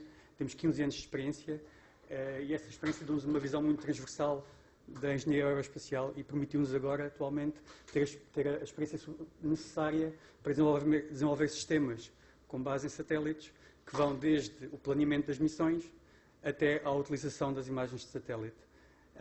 E aqui dou alguns exemplos de aeronáutica, aplicações marítimas. Nós também temos alguma experiência na parte da agricultura, na parte de classificação do uso de solo e na integração de todos estes sistemas. Só um pouco mais de marketing.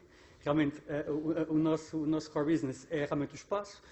Comprová-lo e a nossa capacidade de fornecer estes sistemas, temos o Deimos 1 e o Deimos 2, que são 2 satélites lançados pela Deimos, um de alta resolução e um de muito alta resolução. Temos realmente mais de 200 pessoas a trabalhar nesta área e cerca de 15 anos de experiência em projetos da ESA, da NASA, da Comissão Europeia. E esta experiência deu-nos uma perspectiva muito transversal, tal como disse, e principalmente a nossa experiência no desenvolvimento do segmento terrestre para processamento de imagens de satélite, deu-nos uma visão do que é que seria necessário para implementar serviços com base em imagens de satélite, aquilo que são chamados os downstream services. Estes downstream services não são exatamente aquilo que é necessário para um segmento terrestre. Um segmento terrestre normalmente é focado muito numa missão, é pouco flexível.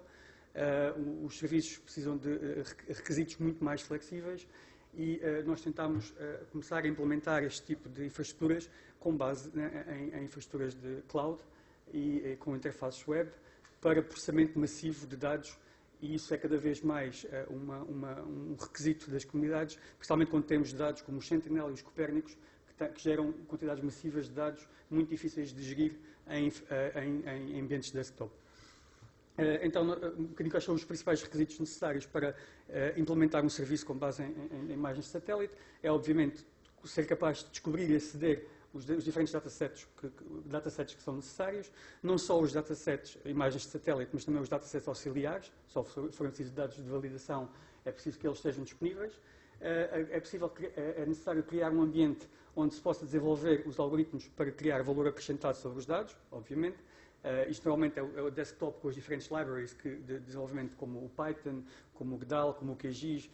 Todos esses softwares de open source disponibilizam libraries que podem ser utilizadas para manipular a informação dos dados de satélite, e isso tem que ser replicado nestas infraestruturas de cloud. Depois é necessário, não será necessário para todos, mas para uma parte dos usuários, escalar o processamento de imagens e ser capaz de processar volumes massivos de dados. Isso é, como eu disse, mais premente agora com o Sentinel e o Copérnicos.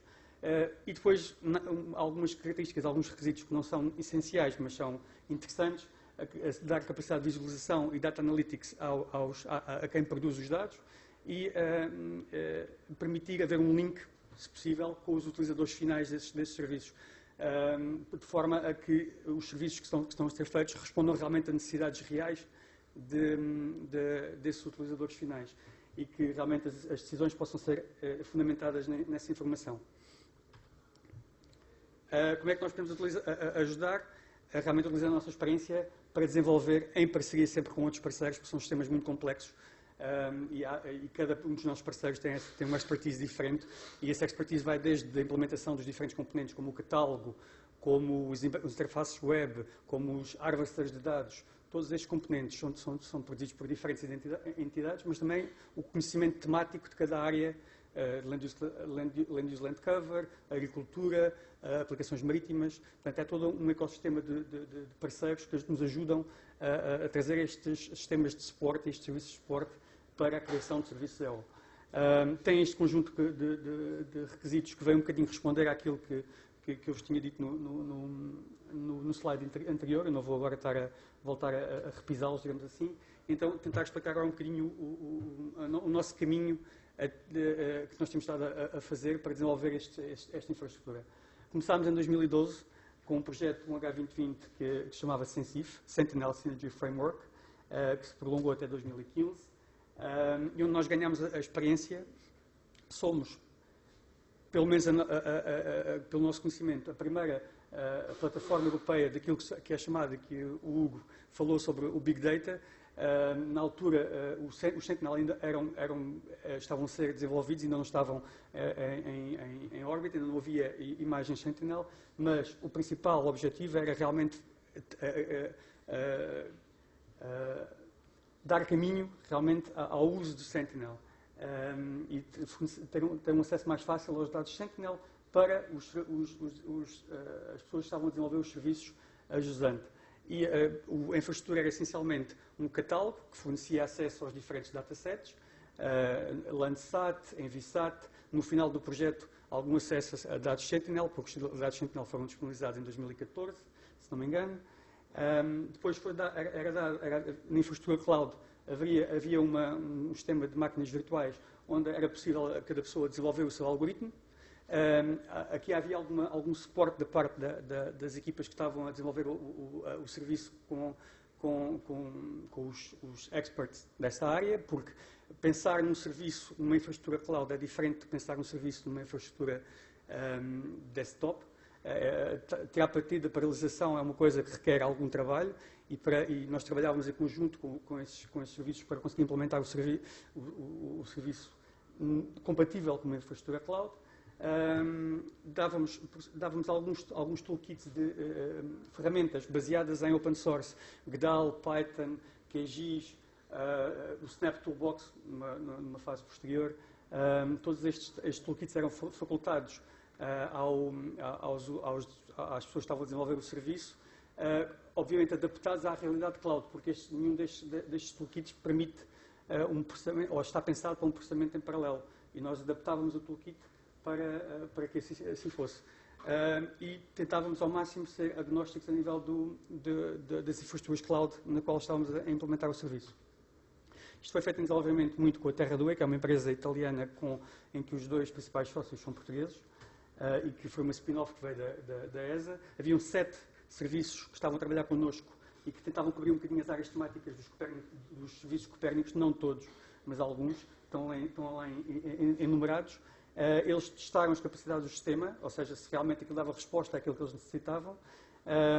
Permitiu-nos a nós ter uma lista de requisitos bastante extensa sobre o que é que este tipo de infraestruturas necessitaria para ser utilizada. Houve um feedback sobre a framework e permitiu-nos ter uma primeira experiência hands-on na integração deste tipo de serviços. Estamos a falar de serviços de monitorização de recursos hídricos, de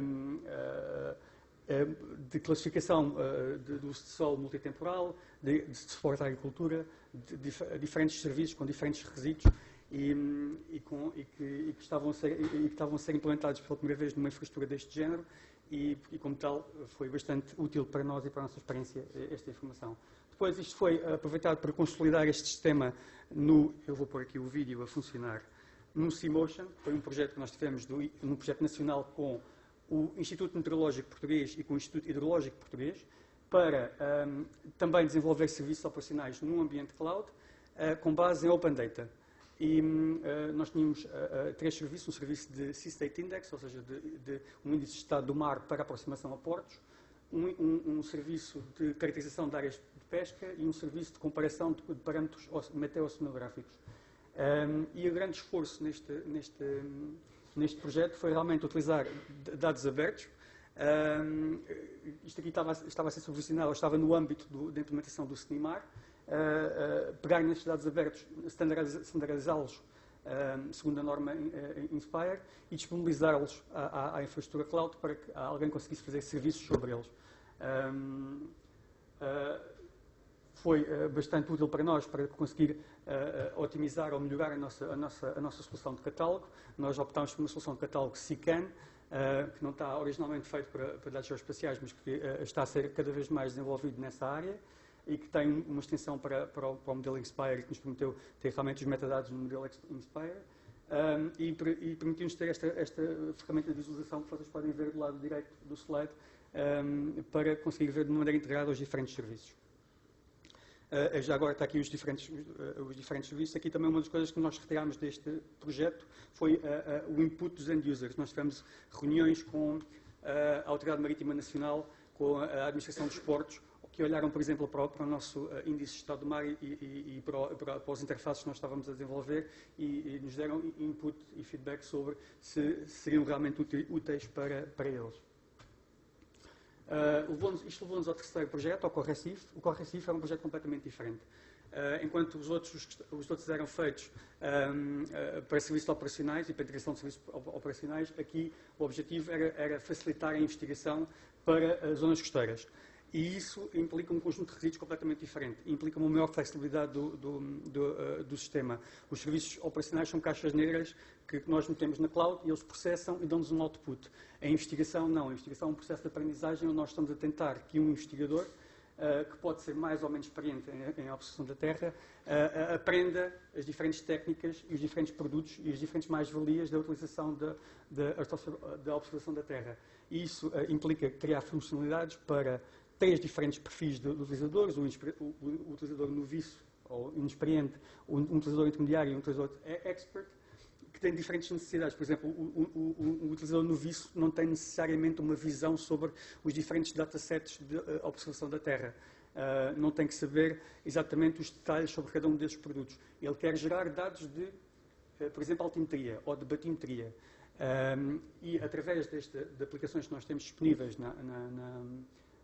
nesta infraestrutura, ele pode gerar esses dados e pode descobrir os dados necessários para gerar esses dados de batimetria de uma maneira fácil. Ele não precisa saber os produtos em detalhe, precisa só fazer uma procura temática por dados de batimetria para a área que ele quiser e para o intervalo de dados que ele quiser.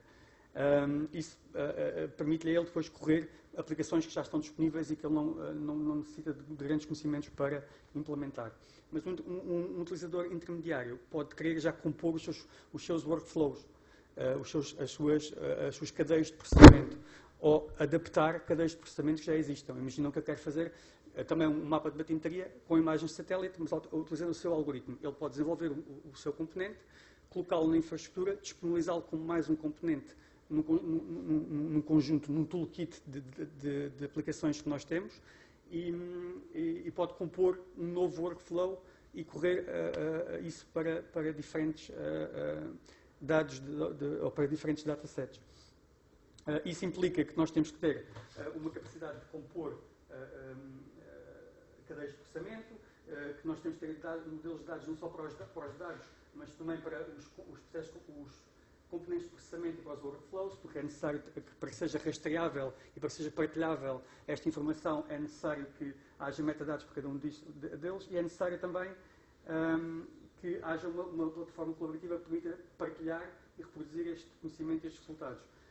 A plataforma, neste momento, está limitada em termos de utilização aos parceiros do consórcio, que são estes diferentes parceiros que estão a desenvolver aquelas aplicações de investigação, mas abrimos agora também, no âmbito de uma Call for Ideas,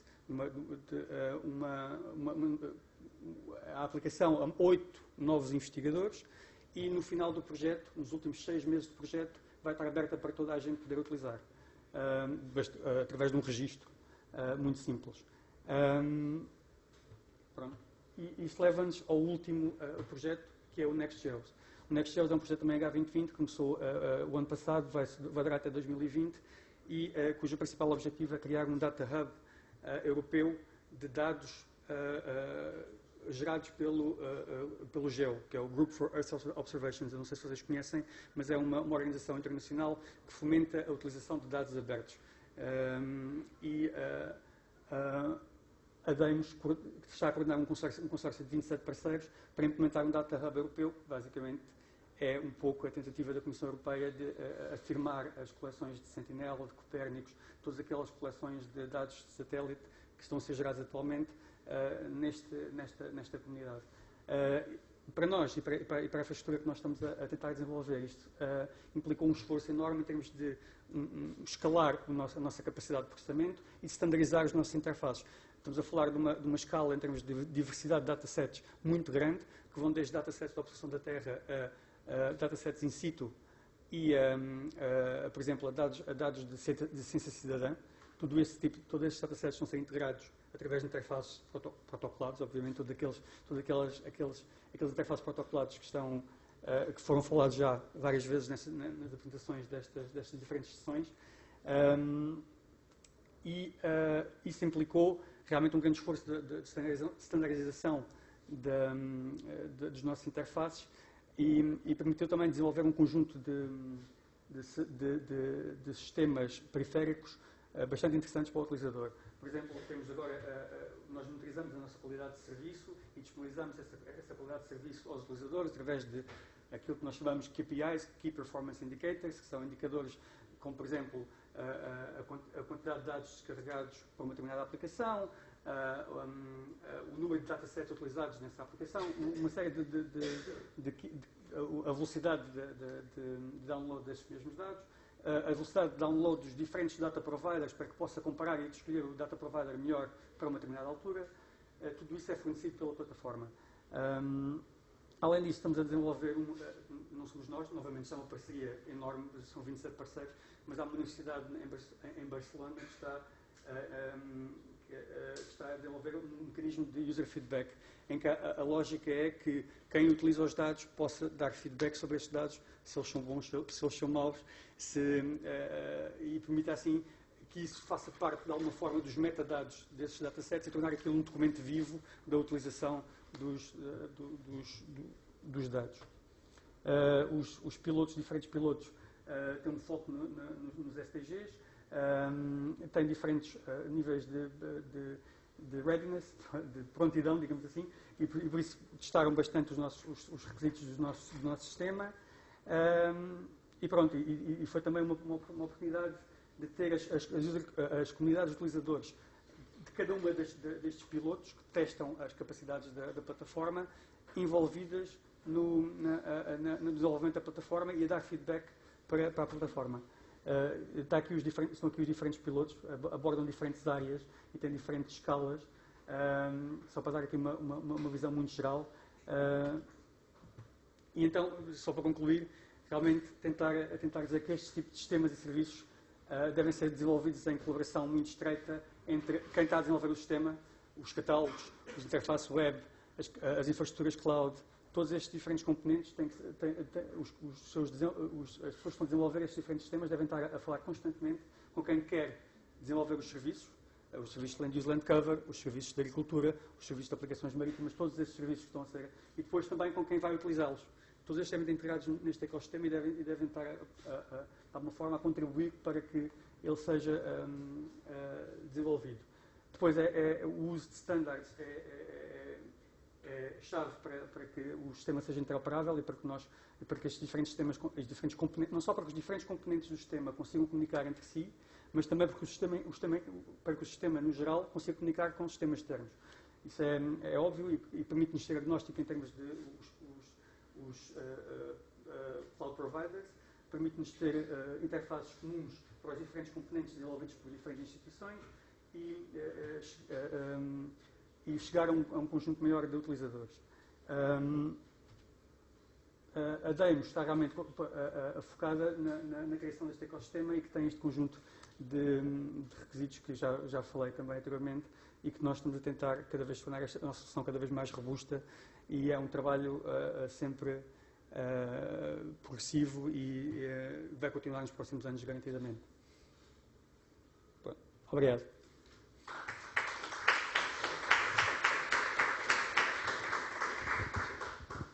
Muchas gracias, Nuno. ¿Hay alguna pregunta?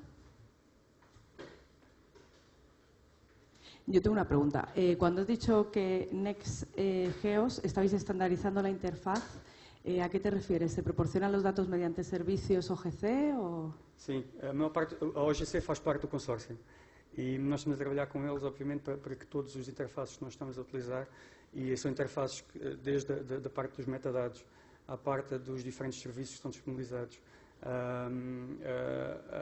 Por exemplo, toda a parte de ciência cidadã e dos estándares utilizados para incluir esses dados de ciência cidadã no sistema estão a seguir os estándares definidos pela OGC. Há um conjunto de estándares que estão a ser incluídos na plataforma, sim. E a colaboração próxima com a OGC, obviamente, facilita todo esse processo. Muchas gracias. ¿Alguna pregunta más? Pronto. Nada más, só dizer que é muito interessante de ver que estão a desenvolver num bom sentido.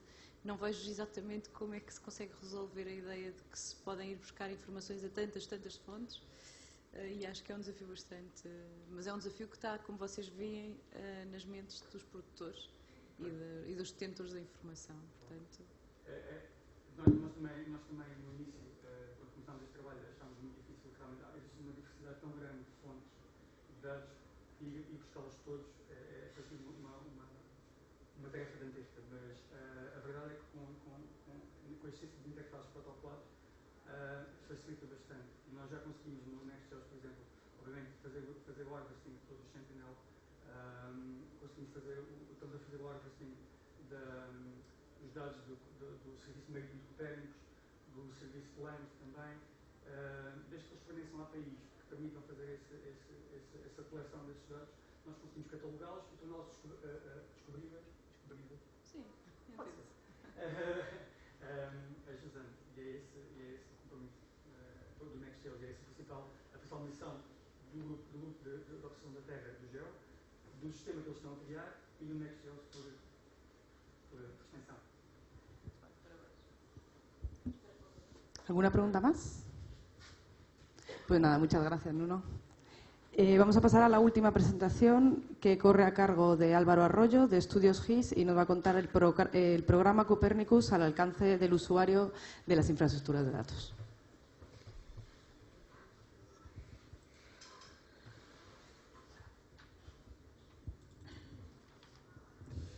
Bien, buenas tardes. Voy a ser breve porque es la última y me imagino que estamos todos un poco cansados.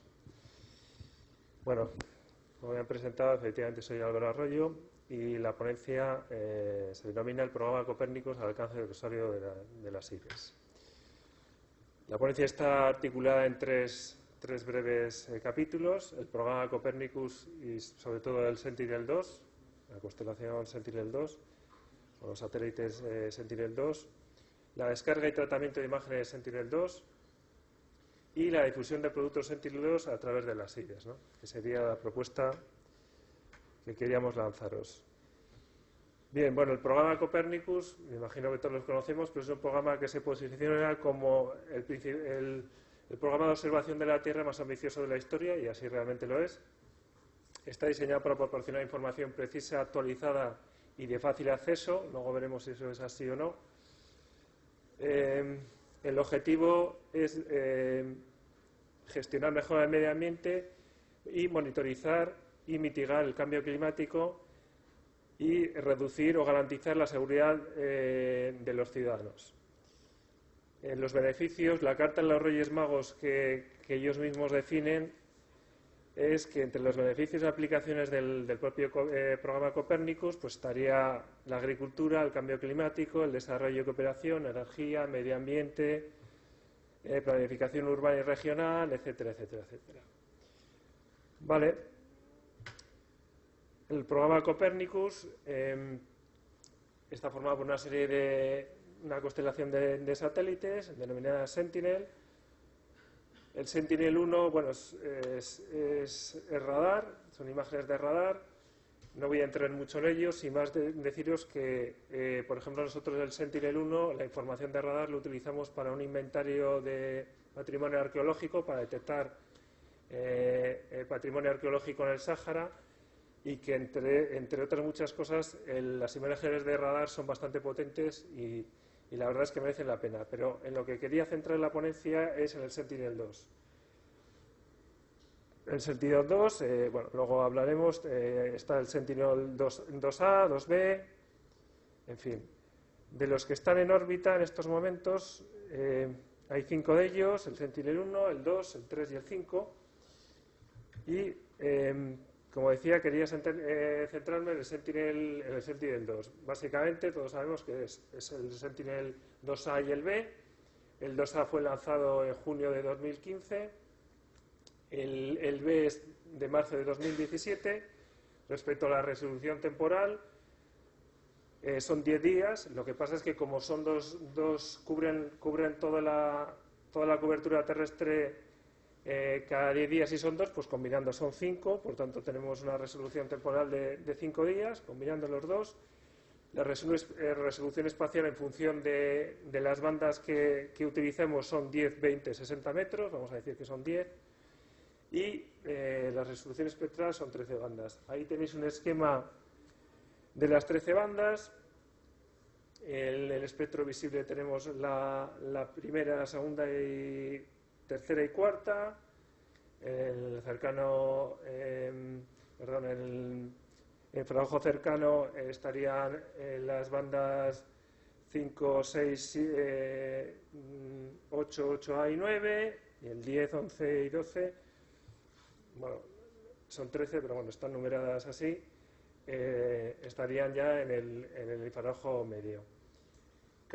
Teóricamente, cada una de las bandas está pensada o está orientada a diferentes aplicaciones, y simplemente con el Sentinel-2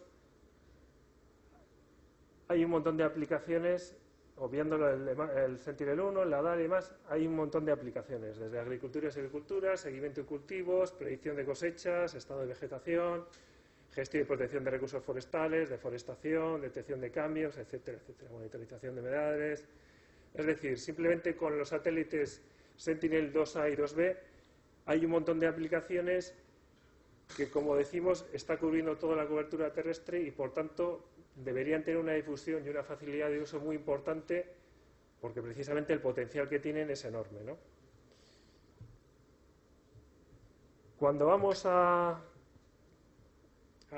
Open Access Hub de Copernicus, no sé si alguno de vosotros lo ha utilizado. ¿Habéis descargado alguna vez imágenes de los que estáis aquí? ¿Tú has descargado?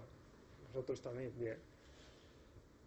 Bueno, básicamente lo que uno hace es registrarse y elegir la fecha y la zona.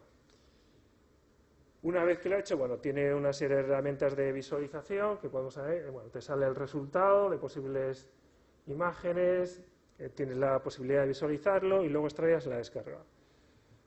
Estas imágenes, el problema que tienen es que, por un lado, tienen una corrección geométrica muy buena, pero no están corregidas atmosféricamente, es decir, tienen un nivel 1C. Para corregirlas a un nivel 2A, también es cierto que hasta hace poco, porque esto, como voy a explicar, ha cambiado hace poco, hay diferentes programas. Uno de ellos es el Send2Core, que es un programa que funciona sobre Windows, que no es muy intuitivo,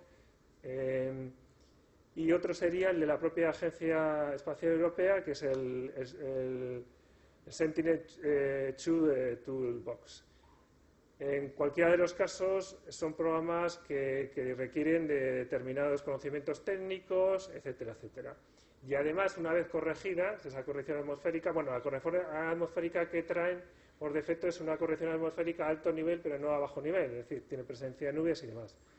Además, luego tendríamos que utilizar una serie de herramientas que son ya más de usuarios GIS, QGIS, ArcGIS, etcétera, para hacer la clasificación, ¿vale?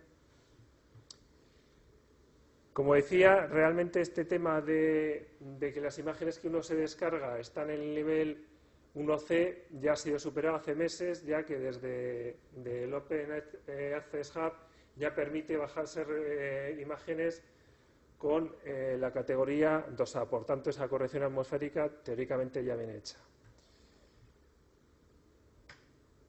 Pero lo que nosotros proponemos, o creemos que sería útil, es que hubiera ya herramientas, plataformas, las propias IDES, como luego diré, que lo que divulgaran fueran ya productos ready to use. Es decir, por ejemplo, índices de vegetación, que básicamente se trata del vigor de la vegetación, porque con el vigor, bueno, índices de vegetación hay varias formas de generarlo, pero con el índice de vegetación podemos comprobar, por ejemplo, la evolución y seguimiento del desarrollo de cultivos, estimación de producción agrícola, detección de áreas con riesgo de incendios, generación de cartografía de especies vegetales, etcétera, etcétera. Es decir, simplemente con el índice de vegetación ya estamos realizando un montón de aplicaciones de una forma bastante sencilla. Otra de las posibilidades sería una composición de bandas en falso color. Análisis visuales de zonas cubiertas por vegetación, por ejemplo, hay gente que está utilizando este tipo de falso color, de imágenes de falso color, para detectar cortas en vegetaciones o ver las cubiertas, lo que cubre la vegetación en determinadas zonas y ver cambios en plantaciones, etcétera, etcétera. Por tanto, aunque estamos diciendo por un lado que Copernicus es el programa de observación de la Tierra más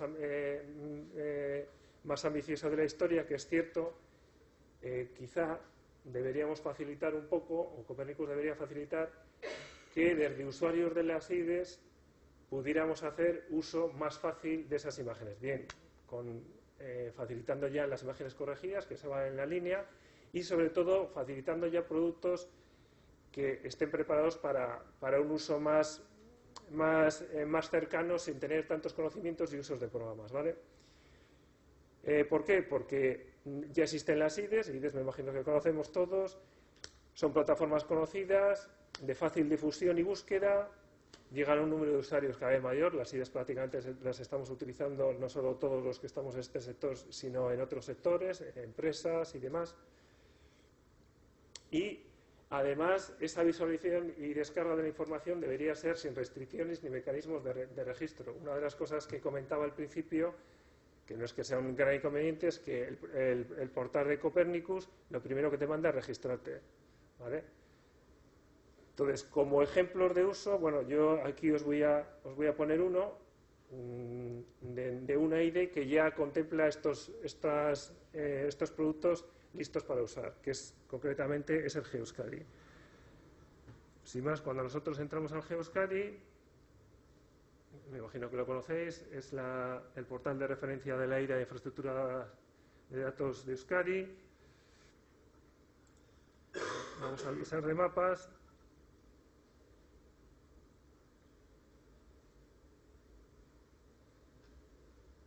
Debería ir un poquito más rápido.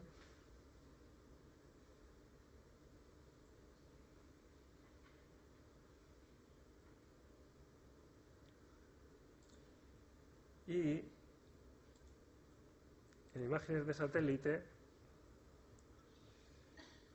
tenemos Sentinel, vamos a infrarrojo visible, que era el que comentaba, y aquí lo que estamos viendo es que ya hay un montón de imágenes, infrarrojo, falso color, que como vemos la última es del 11, es decir, tiene una actualización muy importante, y son imágenes que ya están preparadas para esas aplicaciones que antes estaba hablando yo. ¿Vale?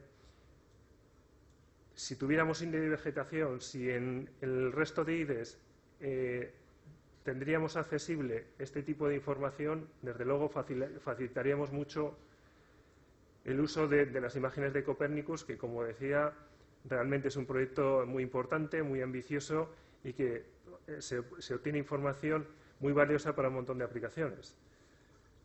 Y sin más, era un poquito lo que os quería comentar. Y bueno, sin más, agradecer a mis compañeros Izaskun y Íñigo, que son los que han colaborado conmigo en la elaboración de esta ponencia. Y estoy a vuestra disposición por si queréis hacerme alguna pregunta. Creo que he sido breve.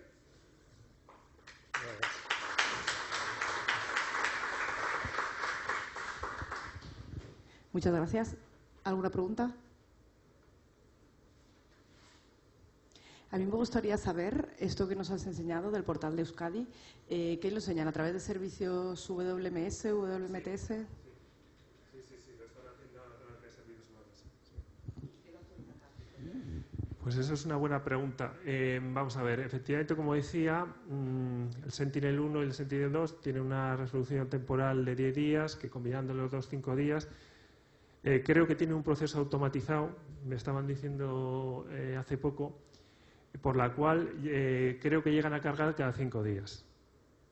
Creo que llegan a cargar 5 días, aunque si uno entra a veces detecta que hay más espacio temporal, pero la verdad es que es una información muy útil porque, ya digo, se está utilizando para cosas como tan obvias como podría ser detectar podas ilegales, cambios en el terreno, plantaciones que igual no están regladas respecto a determinado. O sea, la verdad es que tanto índice de vegetación como falso color, como otro tipo de imágenes son muy útiles, muy útiles. Pero claro, estaría muy bien, que es un poco la propuesta que hacemos nosotros desde nuestra modestia, que estarían en las IDES, que se estaría facilitando esa información y demás, porque es un proyecto muy ambicioso, pagado con fondos europeos, que abarca todo en la cobertura terrestre, y es como que nos hemos quedado un poco ahí y sin más es ir un poco más allí. Yo entiendo que bueno, que hay que tratar esas imágenes, cada vez que vemos que menos, porque ya creo que hace unos meses, desde mayo y demás, ya vienen con un nivel L2A, con lo cual tiene una corrección atmosférica mejor, pero son imágenes muy potentes y tienen un montón de aplicaciones, ¿Alguna pregunta? Sí.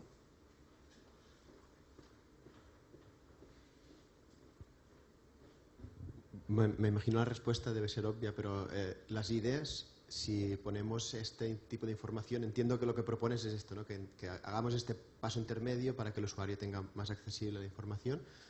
Imagino que la licencia de datos lo permite de Sentinel. Es abierta. Sí, lo que entiendo que ocurre es que estos proyectos, pero trabajo con Copernicus, pero a un nivel bajo, que lo estoy en la cabeza. han hecho una gran inversión en información satelital, empresas italianas, etcétera, etcétera. Se ha conseguido un resultado muy bueno, que son unas imágenes muy potentes, muy bien actualizadas. Ya vemos que hay 4 satélites, que hay un programa muy ambicioso, que cada banda intenta cubrir un espectro pues, de volcanes, de usos de suelo, etcétera, etcétera. Lo que ocurre es ir un poco más allí y esa teledetección, esos tratamientos de imágenes, darle un poco más de trabajo a través de plataformas que ya están preparadas como las IDES y que hay estándares y demás que son de fácil uso.